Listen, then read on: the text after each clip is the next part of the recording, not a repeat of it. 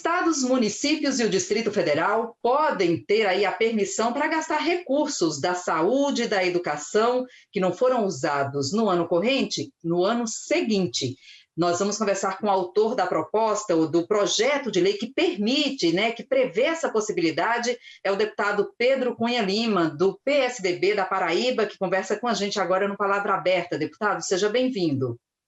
Uma alegria, Jaciene, participar do Palavra Aberta para tratar de uma matéria que diz com a gestão pública. A gente vive um momento econômico muito difícil, é fundamental otimizar o recurso público e aí o nosso projeto que estende esse prazo para poder se cumprir os percentuais mínimos de investimento na saúde, na educação, traz esse espírito, essa lógica de permitir ao gestor, à gestora, que consiga investir dando otimização ao recurso público. Deputado, especificamente para essas duas áreas, hoje a legislação ela já prevê um percentual mínimo que os estados, os municípios e o Distrito Federal precisam gastar com saúde e educação, não é isso? Só que muitas vezes a prefeitura ou o estado não consegue gastar aquele valor até o fim do ano. E hoje eles não podem usar esses recursos no ano seguinte, é isso? Exatamente. Esse projeto, Jaciene, surgiu numa ida minha na cidade de Areia, aqui na Paraíba, no Brejo Paraibano, e eu conversava com a secretária, a então secretária Sandra, e ela falava: Pedro, a gente tem uma dificuldade muito grande no final do ano, porque muitas vezes a gente precisa até inventar uma despesa, que a gente vem bem organizadinho, tem coisas que a gente quer fazer, mas não vai dar tempo, e aí a gente precisaria ter um saldo para o ano seguinte, para janeiro, para fevereiro.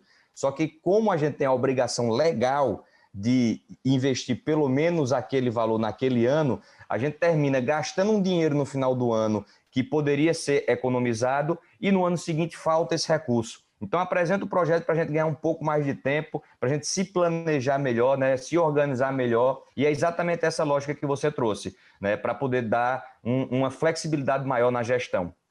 Deputado, agora a ideia é que essa autorização para os entes, para os estados, municípios e o Distrito Federal gastarem esses recursos no ano seguinte, é só durante a pandemia ou é uma regra que ela deve permanecer?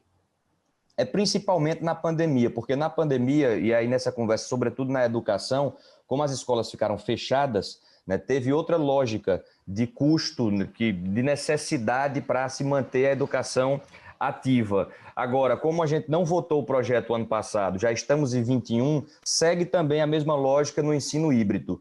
Qual é a minha defesa, Jaciene? Passada essa turbulência, esse momento, a gente flexibilize menos, porque, veja, eu não posso flexibilizar demais, porque senão eu prejudico a educação e a saúde, porque é um investimento que precisa ser feito nessa área. A lógica da imposição legal é essa. Mas flexibilizar um pouco permite uma melhor gestão. Certo. Deputado, muitos recursos hoje deixam de ser aplicados, então, na saúde e na educação? O senhor acredita que o quê? Seria falta de planejamento? Qual é a dificuldade?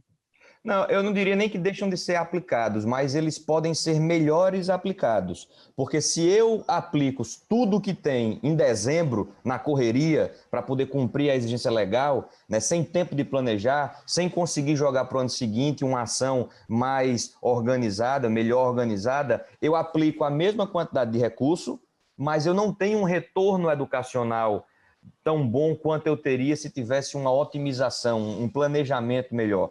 Então, a gente não quer tirar dinheiro da educação e da saúde, muito longe disso. A gente anda o Estado, o país, e sabe das necessidades. O que a gente defende é que haja uma margem de gestão maior para quem está gerindo esses recursos, para que tenha um retorno melhor aos cidadãos.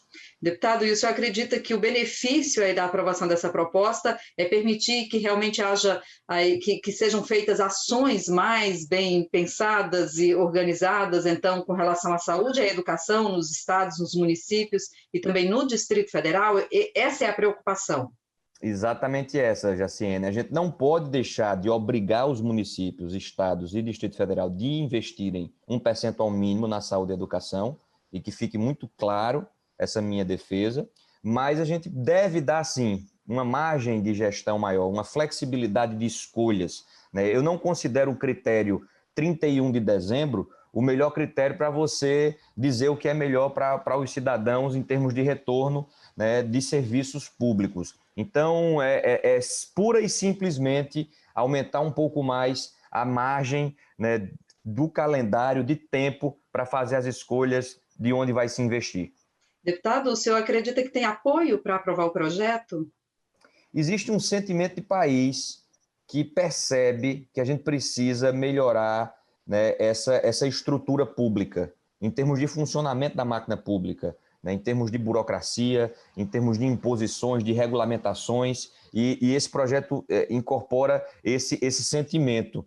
Então, existe sim, né, um espaço de discussão no Brasil, de modo geral, né? O Brasil é um país com muita lei, com muita imposição, com muita regulamentação e que pouco entrega de volta ao cidadão, né? Que pouco consegue funcionar, entregar resultado. Então, isso está em debate no Brasil inteiro, em vários segmentos, e é por isso que eu acredito que existe um espaço para que a gente possa aprovar o nosso projeto. Tá certo. Deputado, tem alguma regra para fazer esse remanejamento do recurso ou não? Tipo, o ente não usou, ele já ficaria autorizado a reutilizar no ano seguinte nessas áreas, né, deputado? É bom a gente frisar, saúde e educação. O que a gente quer no decorrer da tramitação é estabelecer um mínimo, então não se poderia na educação deixar 100% para o ano que vem, né? Você tem que ter um mínimo investido no ano corrente, né, que é fundamental. Então, quais são as regras que a gente imagina? Ter um percentual dentro desse total, né? E também ter um prazo que não seja até o final do ano seguinte, né? A gente não quer prorrogar 12 meses, mas que a gente possa prorrogar 6 meses, já seria um grande avanço para que os gestores se planejem melhor. Tá certo. Deputado, a gente agradece a sua participação aqui no Palavra Aberta. Queria que o senhor deixasse aí as suas considerações finais, a importância, na opinião do senhor, de aprovar esse projeto, é o 4682 de 2020, né? O senhor apresentou o ano passado. Eu queria que o senhor deixasse aí as suas considerações finais a respeito dessa proposta. Eu que agradeço estar aqui no Palavra Aberta, sempre falando sobre educação, que é a nossa bandeira principal, né, promovendo o debate público de algo que pode não ter tanta repercussão no dia a dia de cada um, mas no impacto da gestão pública dos municípios, dos estados, isso tem um desdobramento enorme, né, ter essa obrigação de colocar tudo até o final do ano corrente. Então, que a gente possa debater, né, se somando num sentimento de país que possa melhorar o funcionamento das coisas. Muito obrigado, Jaciene, todos que fazem a TV Câmara. A gente aqui agradece a participação. Nós conversamos com o deputado Pedro Cunha Lima, do PSDB da Paraíba. A gente fica por aqui e até a próxima.